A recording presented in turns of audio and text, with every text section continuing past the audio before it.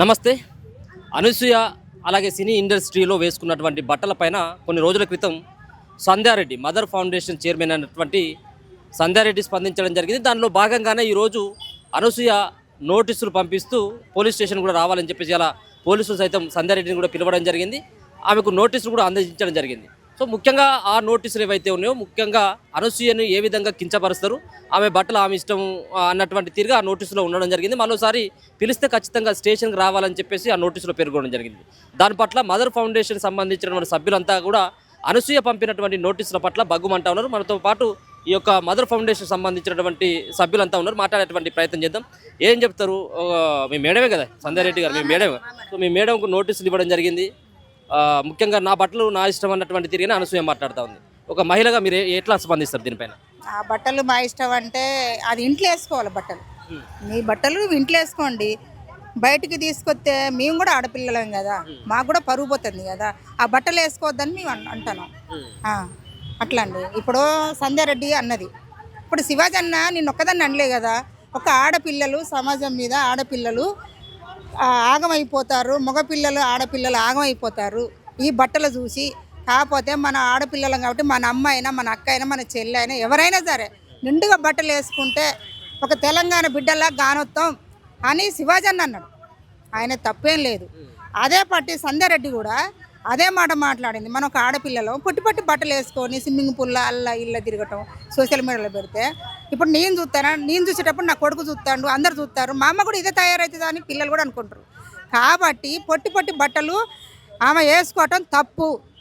కేవలం ఇండస్ట్రీలో పొట్టి బట్టలు ఒక అనసూయ ఒక్కతే కాదు కదా, చాలా మంది కూడా వేసుకుంటా ఉంది కదా. ఆమె హీరోయిన్ కాదు కదా, ఆమె ఒక యాంకరు. ఆమె హీరోయిన్ అయితే ఆ సినిమాలలో వేస్తారు, ఎమ్మట ఇప్పేస్తారు, బయటకు వచ్చినాక చీర జాకెట్ బొట్టు కట్టి పెట్టుకుంటారు. ఆమె హీరోయిన్ కాదు కదా, ఆమె ఒక యాంకరు. ఆ యాంకరే అంత హీరోయిన్గా ప్రవర్తించి ఆ పొట్టి బట్టలు వేసుకోవటం, జనాలందరూ చూపెట్టడం, ఒళ్ళు కానొచ్చుడు, ఇవన్నీ చేసుడు, తొడలు కానొచ్చుడు, ఒళ్ళు కానొచ్చుడు, అది అన్న పద్ధతేనా? అది ఒక ఆడపుట్టుక పుట్టిందా, గాడిద పుట్టుక పుట్టిందా, ఏం పుట్టుక పుట్టింది? అదంతా పోయింది అనుకో, మళ్ళీ కేసు ఎందుకు పట్టింది సంధ్యారెడ్డి మీద? మన ఆడపిల్లల గురించే కదా ఆమె మాట్లాడింది, ఒక తల్లిగా మాట్లాడింది కదా. ఆమె కేసు ఎందుకు పట్టింది? సంధ్యారెడ్డికి వచ్చి ఆమె కేసు వాపసు తీసుకొని సారీ చెప్పి కేసు వాపసు తీసుకోవాలి. లేకపోతే మేము ఊకుంటాం, లేకపోతే మాత్రం ఎంత లెక్కైనా పోతాం. అలా ఇంటికి వచ్చి కూడా ధర్నా చేస్తాం. అది ఈవెన్ పట్టుకొని గుంజుకొని వస్తాం. మేము మాత్రం మహిళలందరూ కూడా మేము 3 లక్షల ఆడలో ఉన్నాం. మా ఫౌండేషన్ అంటే మేము 3,50,000 మంది ఉన్నాం. మేము మాత్రం అనసూయని మాత్రం ఎక్కడ దాచుకున్నా గుంజుకొని వస్తాం. మేము అంతే, అంతవరకు మేము సిద్ధంగా ఉన్నాం. లేకుంటే మాత్రం సంధ్యారెడ్డి గారికి వచ్చి సారీ చెప్పి కేసు వెనకకు వాపసు తీసుకుంటా ఊకుంటాం. లేకపోతే మాత్రం ఎంత లెక్క అయినా మేము పోతూనే ఉంటాం, వస్తూనే ఉంటాం. ఇప్పుడు కొంతమంది మీలాంటి మహిళా సంఘాలు కూడా ఆమెకు మద్దతు పలుకుతూ కూడా మాట్లాడుతూ ఉన్నటువంటి వాళ్ళు కనబడుతూ ఉన్నారు కదా. చాలామంది మాట్లాడేళ్ళు అనసూయకు మద్దతుగా, మేము కూడా మహిళలేం కదా, మేము ఎప్పుడు కూడా మాట్లాడలేదు, మా ఇష్టం, మాకు స్వాతంత్రం లేదా, మాకు స్వేచ్ఛ లేదని చెప్పేసి కొంతమంది ప్రెస్ మీట్ పెట్టి శివాజన్న కూడా ఆమెను అనలేదు కదా. శివాజన్న కూడా ఆమెను అనలేదు కదా. ఆడోళ్ళు అంటే ఆడోళ్ళనే అన్నాడు. శివాజన్న కూడా ఆమెను అనలేదు కదా. ఆమె ఎందుకు వచ్చింది ముందుకు? ఏమిటికి వచ్చింది? ఆమె వేసుకోబట్టే కదా వచ్చింది కదా. అన్నదానికి కూడా సిగ్గుసారం లేదు, అన్నదానికి కూడా సిగ్గుసారం లేదు. మేము బట్టలు వేసుకుంటున్నాం కదా, మాకు లేని రేషం ఆమెకెందుకు ఈమెకెందుకు అన్నదానికి కూడా సిగ్గుసారం లేదు. ఒక ఆడదాన్ని అంటే ఒక ఆడదానికి పరుగు పోయినట్టే. అమ్మాయినా చెల్లైనా అక్క అయినా తల్లి అయినా ఎవరైనా సరే పరుగు పోయినట్టే. ఎందుకు అనాలి ఆ మాట? మంచిగా ఉండాలని. మీరేమో ఇంటికి పోయి మేము ఖచ్చితంగా అనసూయను వస్తాం, వచ్చి సంధ్యారెడ్డి మేడానికి వచ్చి సారీ చెప్పాలి, సారీ చెప్పి కేసు వెనక తీసుకోవాలి. లేకపోతే మాత్రం మేము ఎక్కడున్నా కూడా గుంజుకొస్తాం.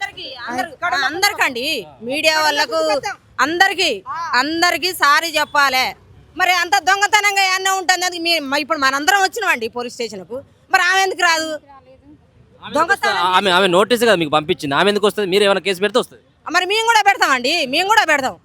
మనందరం కలిసి మేము కూడా పెడతాం. ఇప్పుడు మా మదర్ ఫౌండేషన్ నుంచి మేము పెట్టింది కదా, మేము కూడా పెడతాం. అది దానికి సిగ్గు శరం లేదు. దాని పరువు అదే తీసుకుంటుంది. అసలు ఎందుకు పోతుందో ఏం సంగతి? అది మహిళల ఇజ్జత్ తీస్తుంది. అది ఇట్లా మాట్లాడితే మళ్ళీ మీకు కూడా పంపుతుంది. నాకు కూడా పంపాను. దాని ఇంటికి పోయే ధారణ చేస్తాం. దాని ఇంట్లో ఖర్చు గుంజుకొచ్చి కొడతాం మేము. అది ఏదో అనుకుంటుంది కానీ మీ మేడంకే భయపడలేదు, ఆమె నోటీసులు పంపింది. ఇప్పుడు మీరు భయపడరా? ఇప్పుడు మీ మేడకు నోటీస్ అంత భయపడితే వాళ్ళైతే మేము ఈడికి ఎందుకు వస్తామండి? ఈడికి రాము అసలు భయపడే వాళ్ళంటే. మనం తప్పు చేస్తే భయపడాలి. తప్పు చేయలేదు కదా, ఆమె తప్పు చేసి అందరి మీద రుద్దుడు కాబట్టిగా ఆమె భయపడుతుంది. మనం తప్పు చేయలే కదా, ఏడికైనా సిద్ధమే, ఆమె ఏడ పెట్టుకున్నా సిద్ధమే. అదేం చెప్పదలుచుకున్నారు ఈ నోటీసులో? ఇప్పటికైనా నోటీసు వెనక్కి తీసుకోవాలి, సంప్రదాయంగా ఉండాలి. ఇక అంతే. అక్క మీరేం చెప్పదలుచుకున్నారు? ఏం చేయబోతా ఉన్నారు రేపు? మరి మీ మేడంకి ఏమో నోటీస్ వచ్చింది, మరి దానికి రిప్లై ఇస్తారా లేకపోయినట్టు ఆ నోటీసుల పట్ల మీ స్పందన ఏంటిది? వచ్చి కేసు రిటర్న్ తీసుకుంటే బాగుంటుంది. లేదంటే మేము ఎక్కడికైనా వెళ్ళిపోతాము.